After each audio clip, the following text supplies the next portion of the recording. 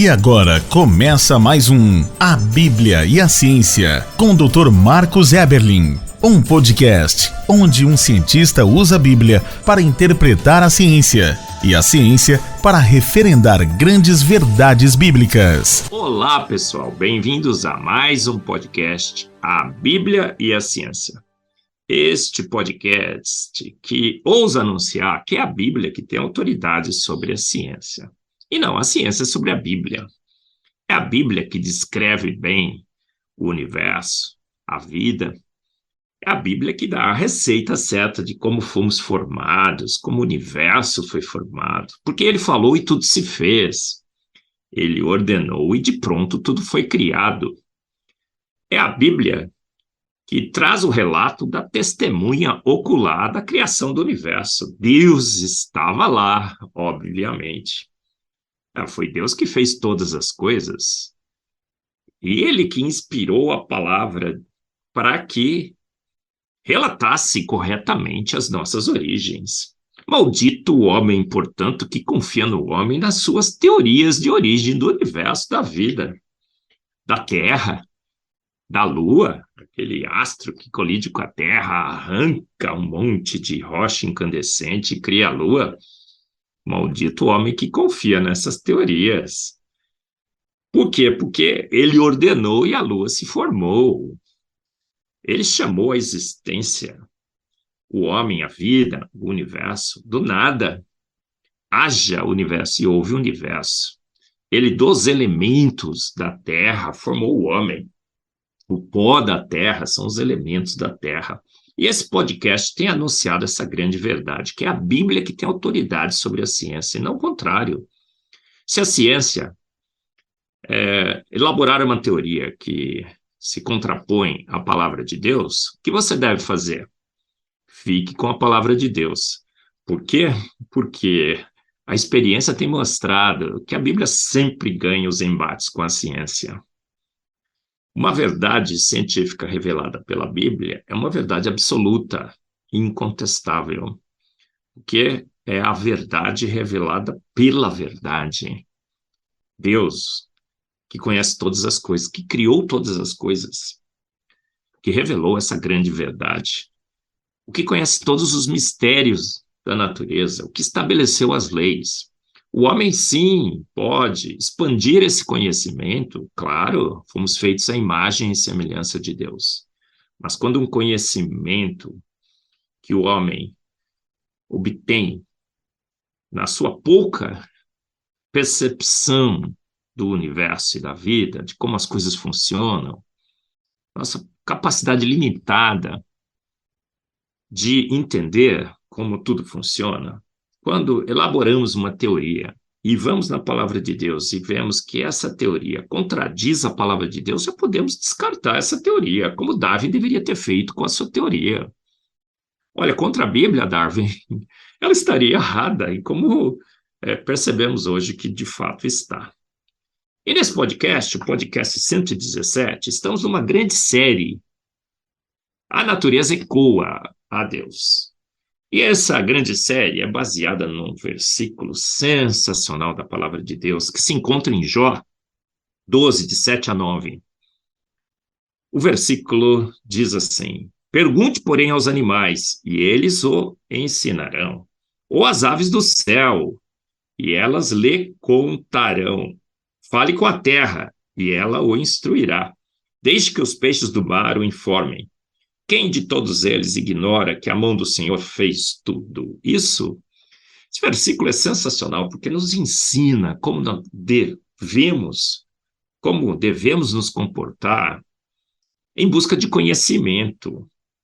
Olha, não pergunte aos homens, a Bíblia diz. Homens são subjetivos, elaboram teorias segundo suas vontades e seus gostos, suas preferências. Investigue a vida, o universo. Pergunte aos animais, às aves dos céus, à terra, e você obterá, de fato, conhecimento. Por quê? Porque eles não são subjetivos, eles falam a verdade. Os fatos não mentem. E contra fatos não há argumentos. Então, podemos investigar E descobrir o quê? Em Provérbios 3,19 também está escrito: o Senhor com sabedoria fundou a terra, com inteligência preparou os céus. Então nós percebemos aqui, nesses dois versículos, nessas duas passagens bíblicas, que devemos investigar sim, devemos fazer sim ciência, mas uma ciência que procura nos fatos a verdade. E nesse podcast 117, a série A Natureza Ecoa a Deus, vamos falar sobre a engenharia de voo das aves. Rapidamente, se você quiser mais informações, no meu livro Fomos Planejados, na página 345 da sexta edição, tem todo lá o texto sobre essa engenharia de voo das aves. Sensacional. Olha, uma pergunta angustiante. Aves voam porque têm asas ou têm asas porque voam? O que é que você acha? Acho que todos concordam que a resposta lógica e racional para esse dilema, à la biscoitos tostines, é que as aves voam porque têm asas. É exatamente assim que todos nós percebemos. Aves só voam porque têm asas, borboletas só voam porque têm asas, mariposas só voam porque têm asas, morcegos só voam porque têm asas. Mas a evolução quer que nós creiamos que aves têm asas porque tiveram um dia o desejo de voar e que acharam nesse voo uma vantagem. Olha só, e querem que a gente acredite que mutações aleatórias ao longo de milhões e milhões de anos poderiam ter instalado asas num ser que não voava. Então, será que daria para alegar que um ser sem asas poderia se tornar alado pela evolução? A evolução precisaria, para se mostrar realmente verdadeira, apresentar processos viáveis para que essas asas se instalassem em seres não alados. Não modificações de coisas pré-existentes, como eles dizem por aí, mas o desenvolvimento ex nihilo de uma nova função, asas. A evolução, então, precisaria apresentar mecanismos genéticos e moleculares viáveis que explicassem como os primeiros seres vivos adquiriram a capacidade que não tinham de transformar, por exemplo, açúcar em energia, luz solar em açúcar. É como o primeiro ser desenvolveu olhos para conseguir manipular a luz e transformá-la numa imagem, e como o primeiro ser não alado conseguiu asas para que pudesse com elas voar. De fato, a função voo é extremamente complexa. É uma função dificílima de ser instalada. Quando nós olhamos para as asas, o que nós percebemos? Que há, de fato, uma maravilha de engenharia instalada em aves. São aves que, com essas asas, por exemplo, voam milhares de quilômetros sem parar, em altíssima velocidade. Aves que pairam no ar, como os beija-flores, que movimentam suas asas tão freneticamente que quase não as vemos, e fazem todos os tipos de acrobacias aéreas, como as libélulas, que já falamos aqui em outro podcast. Esses animais alados são, portanto, verdadeiras máquinas de voar e fornecem espetáculos sem igual de engenharia aeronáutica, macro, micro e nanomolecular.